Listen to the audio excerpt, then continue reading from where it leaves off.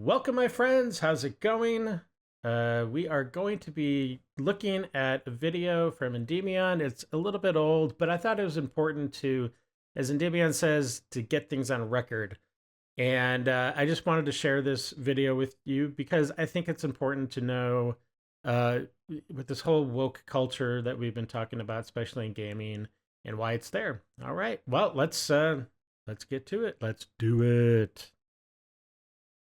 What's up everyone, it's Endymion, and today I want to ask a question that's been debated for years. Can we take politics out of video games, and if not, why?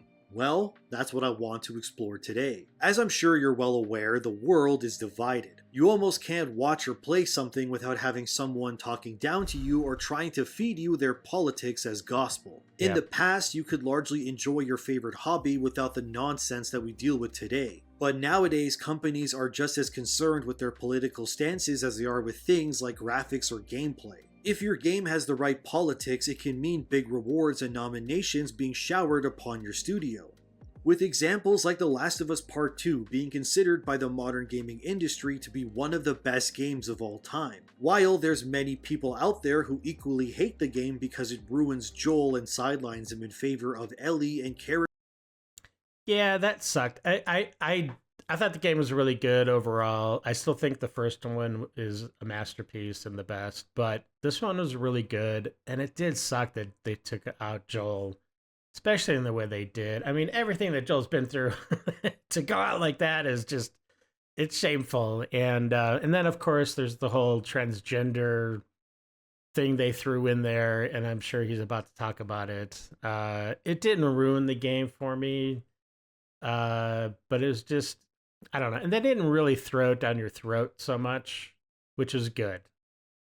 Characters like Abby or Lev, who all conveniently tick certain identity political checkboxes. Then you have companies like Warner Bros. With Hogwarts Legacy, which selectively chose which reviewers to give review codes to. And they had to constantly remind these journalists that the game had no ties to J.K. Rowling. But that game's quality spoke for itself. How does a game about Harry Potter have no ties to J.K. Rowling? That doesn't make any sense. She's literally the creator of the whole entire series. You know, the whole concept of Harry Potter. That's silly. And now it's a critical and commercial success. Yeah. I mean, Legacy sold over 12 million copies in 2 weeks. That's nuts. Wow. Yeah, I bet the woke activists are mad about that one. On the other hand, you have companies that are currently in the dumps who can't seem to keep themselves from digging deeper graves. Recently, Ubisoft has made headlines for teaming up with UK police when it comes to in-game speech that's considered hateful. That's horrible. I really, it really concerns me the direction that the UK is going in. So it's becoming a little tyrannical, kind of like the days of old. Ubisoft has even said they're doing this to be on the right side of history. Basically, this team-up is designed so that Ubisoft can relay any hate-mongering in their online games that could escalate to real-world harm. So if you know... Oh, come on. Give me an example of real-world harm that has ever come from video games. Scope headshots some dude and he calls you a racial slur. Ubisoft wants to make sure their own ass is covered so nobody blames their games for inciting violence. Yeah. But as a millennial myself, I grew up in the fires of early Call of Duty multiplayer lobbies, and trust me, those were more toxic and hilarious than anything these new kids could do. How do you even do Grandmasters? I can barely do the legendary campaign. My teammates keep telling me to build craft, but I don't even know what that is. That's awesome. That sounds just like Joe Biden. Except this guy is too smooth a talker. Just go back to bed, Sleepy Joe, and leave the destiny grind to the professionals. Apparently, this joint operation Ubisoft has had with UK police has only resulted in 0.01% of reported cases actually needing a police investigation. Yeah, exactly. Ubisoft's Andrew Holliday told the BBC, quote, "This isn't just a gaming problem, and of those, they're probably real sketchy. You know what I mean? Like, they probably really weren't that bad.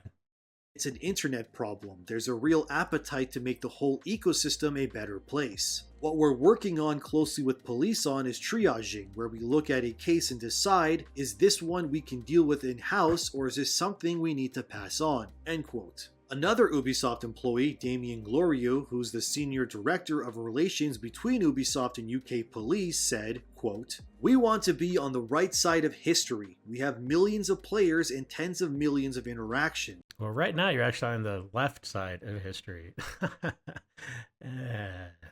So how can we spot incidents? It is daunting, but at the same time it is very important, which is why we wanted to sign this deal and try to make things right. We wanted to focus on the most extreme cases, make sure we do the right thing there because it gives us a solid foundation to build the rest of our work around." End quote. I think this is all ridiculous myself, and if you want a easier and cheaper solution, just don't use your mic in game. Seriously, just mute people if they're spewing garbage, but what do I know? I've only been playing video games since online gaming began. God, I'm old. This political discourse in gaming seems to be getting fueled almost every other day, with sites now having concerns with Atomic Heart, the recently released Russian BioShock meets Wolfenstein game. I've already done a whole video diving into that Russian controversy, but now something else has happened. In the game's promotions, you've no doubt seen the robot twins. Well, it turns out their hair is now problematic. The hairstyle that the robot twins have is actually identical to Ukraine's former Prime Minister Yulia Tymoshenko. That's actually pretty cool. That would take a long time to do, to set every day, but yeah, that looks nice. What's wrong with that? One Twitter user even compiled some images to further drive the point that Atomic Heart's developers designed the twins as sex slave robots that looked like Ukraine's former prime minister. What? I have not played this game, so I don't know where the whole context of sex slave, like I don't know what these twins do in the game, but I mean, other than the hair looking very, very similar, there's no face on the robot. It has just a red star on the forehead. So just calm down, people.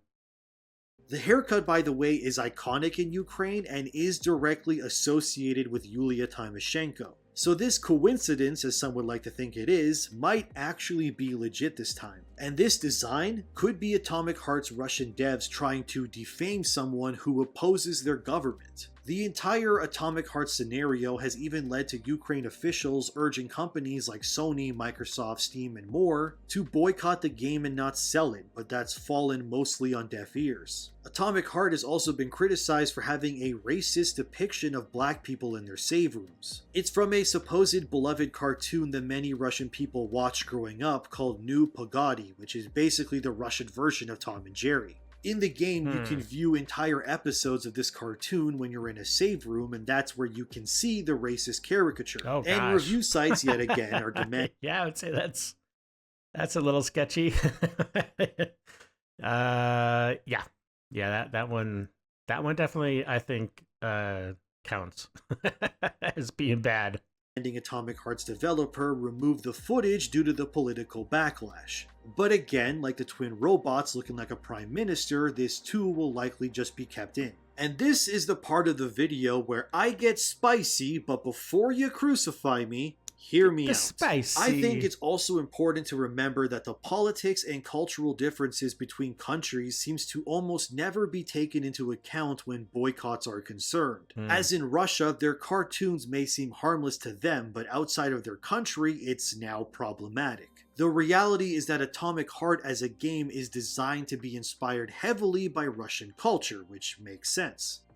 You know, it's a lot like there's a video of a guy, he does it, I think, in several different costumes, but one of the ones, two of the costumes, one was like he was dressed kind of like a Mexican with like a big mustache and a sombrero and, the whole 9 yards. And he would go and he would ask typical Americans, does this offend you? And a lot of them were like, oh, yeah, this totally offends me. You shouldn't be, making fun of other people's culture and appropriating or whatever their thing is. But the interesting thing is, every time, like, if he was dressed as the Mexican character, he would go ask Mexicans or people from Latin descent, and they're like, "Oh no, it's totally cool. You look great. Love the stash, you know." And he did the same thing with he dressed up as an Indian, and of course, every single young white. It didn't even matter if they were white. Young American kid that he asked, they're so offended on behalf of the Indian nation. But when he talked to Indians, they're like, "Oh, no, that's great." So this is exactly what D-Man is talking about, and D-Man is talking about. Like, so inside of Russia, nobody has any issues with this, but outside of Russia, oh, it's just an outrage. It's just the most horrible thing. I mean, I will agree that one image from, I guess, that was in the chat room or whatever. I don't go into chat rooms when I play. I don't play online games, so not anymore. I used to. But anyways, that image and that cartoon, maybe that is an issue for people outside of Russia. I don't know. But anyways, let's get back to it. And I think demanding a company that's made a game that encapsulates a lot of their own culture and then being ordered to change it to fit another country's culture is counterintuitive. Exactly. It would be like asking a Holocaust documentary to not use any footage that would be problematic or offensive. But Germany. In order to retain the authenticity of what that experience is about, it needs to showcase what actually is instead of what you want it to be. Yes, thank you. Even if that means the media in question is problematic or could be seen as politically incorrect by certain groups. Basically, changing things that are representative of how things actually are in certain cultures is not the right way to go about this. If you sanitize and bend over backwards to appeal to everyone's problems, you'll appease nobody and end up with a product that says nothing and has no reason to exist because any real nuance or unique perspective it could have held has been sanded off in order to not offend anyone. And that's a big problem with today's gaming as well as all entertainment. And it's also, you know, not so much now. I think it seems like it's cooled down, but there was a time a few years ago that people are like, we need to get rid of this statue because it was racist. This guy was racist and we need to get rid of it. It's like, well, okay, fine. You can have your beliefs, but as part of our history, good or bad, it needs to still be represented so we can remember, you know what I mean? We can't just wipe it out and sterilize everything. There's a constant debate online that games need more perspectives, more varied locations, and games being made by people that aren't just Westerners, mostly. So when you end up with a game that uniquely retains their culture, warts and all, like Atomic Heart, I don't think telling the devs to mold it to fit Western values makes any sense. That would be like walking into a Japanese restaurant and demanding a burger and fries when all they sell is sushi and teriyaki. And ramen. A good Japanese restaurant would not have ramen.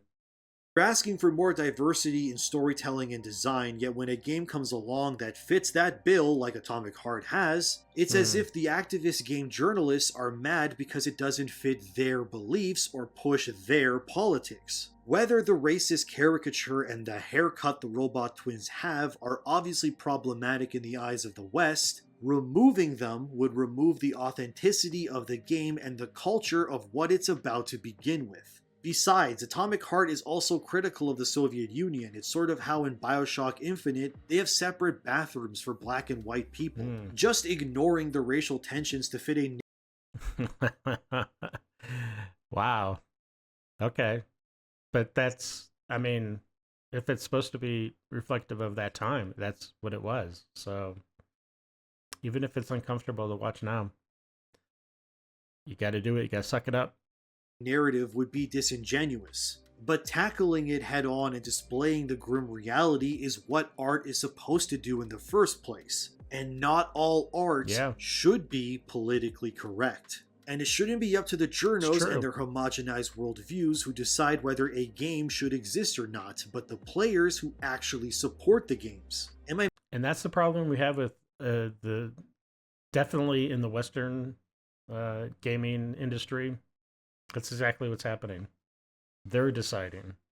Making any sense to you? If you sanitize everything but also want diversity when it comes to storytelling, then you have to be accepting that not every story or game will be what you want. Right. And when games that try to appeal to other groups happen, like Ghostwire Tokyo for example, you end up with a game that lives in this middle ground that doesn't capitalize on its unique cultural roots enough, because it's so concerned with checking boxes that Western gamers would like, such as having an open world when that game design idea doesn't fit what the game should be going for, which is being a horror first-person game set in a Japanese folklore setting. What could have been a cool, focused Japanese game that plays to the developer's strengths, instead you end up with a game that doesn't appeal to either horror fans or open world fans, and that's what...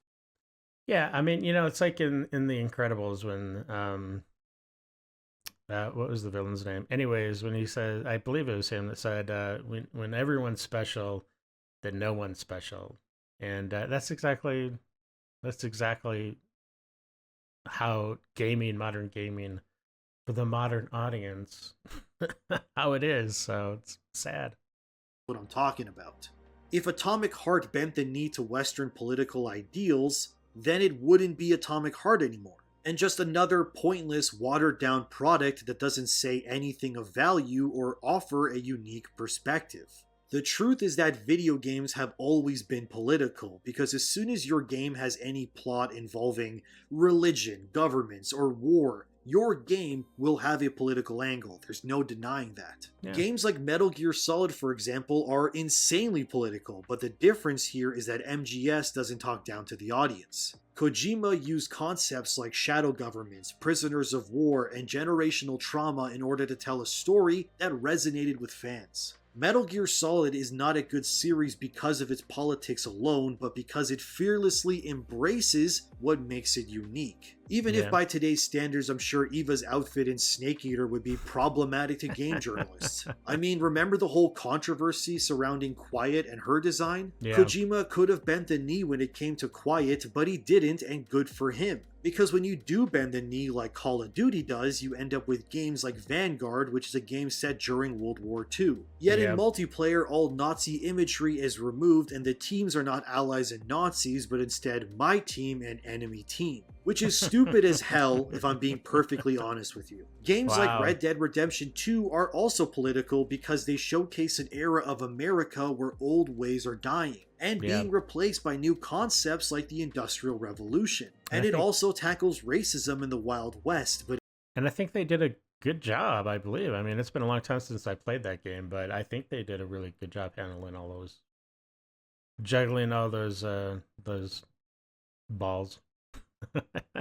Again, it's because it confidently shows these concepts as they are that the game's impact lasts, because it actually has something to say. Many of the best games have politics woven into their identity, and honestly, it's for the better. Games like Metal Gear Rising: Revengeance has you fighting a literal senator for the future of America, which is both hilarious and amazing. Nice argument, Senator. Why don't you back it up with a source? My source is that I made it the f*** up. Then you have games like Mass Effect, which is full of xenophobia, cultural politics, and morally gray decision-making. Yes. I mean, Mass Effect 3's entire plot is about trying to unite the galaxy by getting these different species who hate one another to look past their history for the greater good of the galaxy. And then you have games like Cory in the House on Nintendo DS, which literally takes place in the White House. You don't get more political than that. Even outside of games, I would argue one of the best comics of the last 2 decades was Marvel's Civil War, which was probably one of the most political stories they've ever done.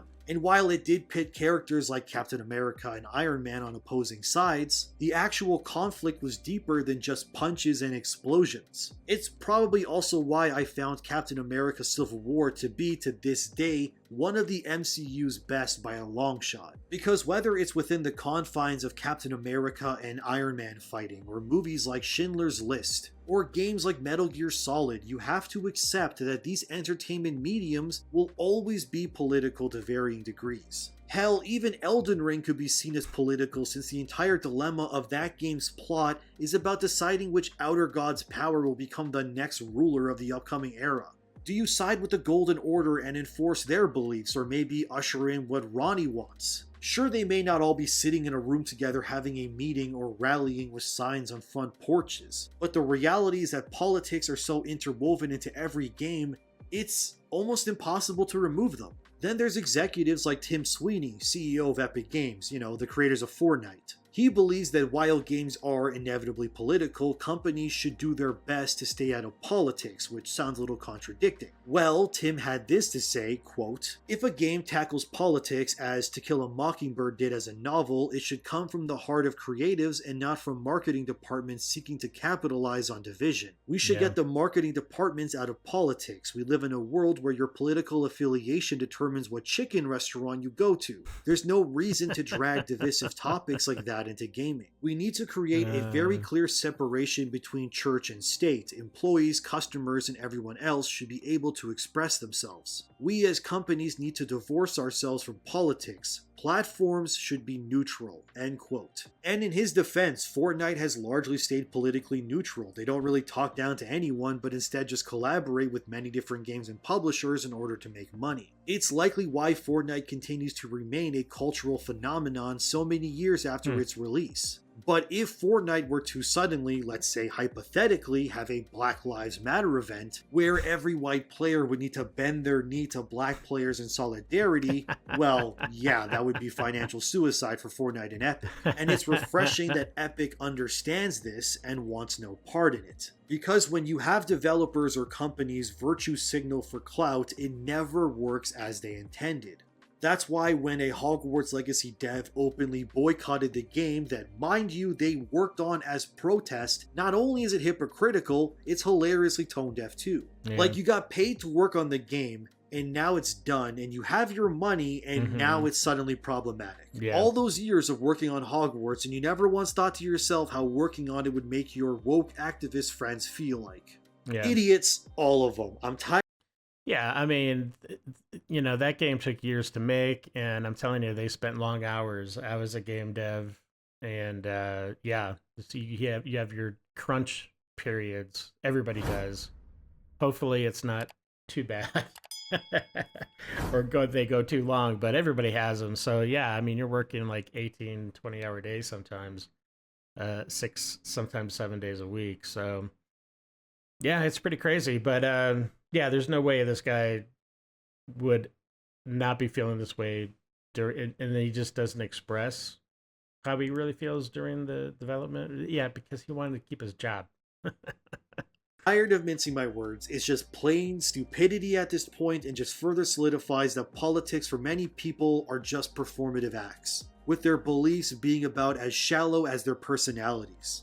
Unfortunately, many grifters are out there, and I'm sure there are some who think I'm a part of that group too. I like to think of myself like Epic Games does. I exist in a neutral space where I will call out and criticize any side if what they're doing is insane. The only way forward as a society is to be open and understanding, not to put up walls and gatekeep like so many legacy media sites do these days. It's also why I won't support games like Overwatch, because of their blatant, insane practices where they filter their characters through algorithms to ensure new heroes are politically diverse. In case you haven't heard that crazy story, Blizzard actually has a program that rates their characters with things like skin color, sexual orientation, and body shape all having varying values. It's why you haven't seen a straight white male hero in Overwatch in years, because being straight, white, and a man are like kryptonite to Overwatch's diversity tool. But if you swap that character to, say, Asian and a woman, or muscular lady who's probably gay, well, that character is most likely going to be made instead. It's why a large majority of AAA games anyways feel so homogenized and frankly forgettable, because they're too afraid to step on toes, afraid that if they say something, some activist hack will crap their pants in protest and call them something phobic. It's why Ubisoft didn't make Far Cry 5 political at all, because they didn't want to piss off the people who like Trump. But because they didn't take a political stance, the hack activists got belly hurt and said Far Cry 5 sucks because it didn't attack Trump. You can't seem to win these days when it comes to modern gaming and politics. I genuinely believe that art in all of its forms should be unapologetically authentic, even if that means it offends people. Because the point of art is to say something, so even though Atomic Heart is clearly very politically driven, and it may or may not be attacking Ukrainian values, the harsh truth is that just because it doesn't portray what you think is politically correct, it doesn't mean it needs to be boycotted or removed from sales fronts. Like, I'm not a big fan of furries or any weird stuff like that, but you won't see me telling people to boycott Goodbye Volcano High. And I can already guess that game will have its politics too, the same way Atomic Heart or Metal Gear Solid do as well. The undeniable truth is that you simply cannot separate politics from games, or any entertainment medium for that matter. Because the reality is that art is the collective creation of those whose hands were used to make it. And those hands are guided by their minds, which have all been influenced by varying levels of ideologies and concepts, even those you may or may not agree with. Video games without politics is like Seinfeld without George Costanza. It just can't exist. And like I've said so many times in the past, it's not the politics in video games that are bad, but when creators believe it's their duty and right to use their art in order to talk down to their audience. You should never assume you know better than everyone else when it comes to any topic. I guarantee you there's someone watching this right now that knows more about this stuff than I do, and they likely disagree with me at points. And you know what? That's totally fine. In fact, I encourage it. I hope something I said in this video has pissed you off or made you think, because that's what art and entertainment is meant to do. If you're not thinking, you're not living, in my opinion. Hell, maybe even me saying that will piss someone off, which if it does, good. I'm glad I made you angry. Now go use that anger and make something out of it. Because the world will never just be black and white, liberal and conservative, but instead, you should look at the world like a peanut butter sandwich. On one side you got jelly, the other peanut butter. On their own, they're pretty good, but smash those suckers together and you got yourself a bona fide combo that really hits the spot. A classic. So if you take anything away from this video, it's that video games will always be political, and I don't want to hear people saying, keep politics out of gaming. When in reality, what they're trying to say is, just don't push it in my face and talk down to me, which I agree with. Yeah. And to the hacktivists out there who piss and moan when something is released that they don't agree with, just know it's in your right to speak and debate it, but it's not your right to demand a culture you know nothing about personally into changing their art because it offends you. If you don't like something, ignore it. Vote with your wallet, but don't cry that things need to be changed because they don't follow your politics to a T. Because I just don't understand. It's so simple. If you don't like something, you know, I mean, I guess you could voice it, but just don't play the game. Don't watch the movie. Don't watch the TV show. Don't read the article. Like, it's really easy to just not do something, and instead of just, you know, I don't know, just causing trouble for everybody, right? Just use your brain. Just use your brain. Because when art is told to follow only one set of ideologies, otherwise it's considered problematic, that's how you end up with an industry where so many games all feel and play the exact same, spewing the same BS. We need less homogenized experiences in more games, movies, and whatever else, giving unique perspectives, even if they don't agree with me or you. And whether a piece of art succeeds or doesn't will come down to whether people support that art. Because in the end, even if places like Games Done Quick decide to ban Hogwarts Legacy and other Harry Potter games because of J.K. Rowling, the market will clearly speak volumes by action alone. Politics will always exist in games, whether we want it to or not, because ultimately politics are like humanity itself. It's flawed and it's endless. And you won't change that by crying or complaining, but by using your own politics to change the world around you. And if you think silencing others is the only way to strengthen your own personal beliefs, then your politics are probably shit. So what do you think about politics in gaming? Let me know in the comments. Thanks for watching, and I'll see you guys in the next one. Well, that was a good... Well, I guess it's not, I don't know if it's a discussion, but it's some good points that were made, and I think it's something we all need to hear and to take into consideration. So listen, if you like my my reactions to this video and others like it, please consider subscribing, hitting that bell, sharing, and of course, please leave your comments down below. I really do want to hear from you guys and get your thoughts on just everything that's going on in the world today. Anyways, till the next video, you guys have a great day, stay safe, and we'll see you later. All right, bye. I got nightmares in my head, I fear. Let the thoughts build up until I can't hear.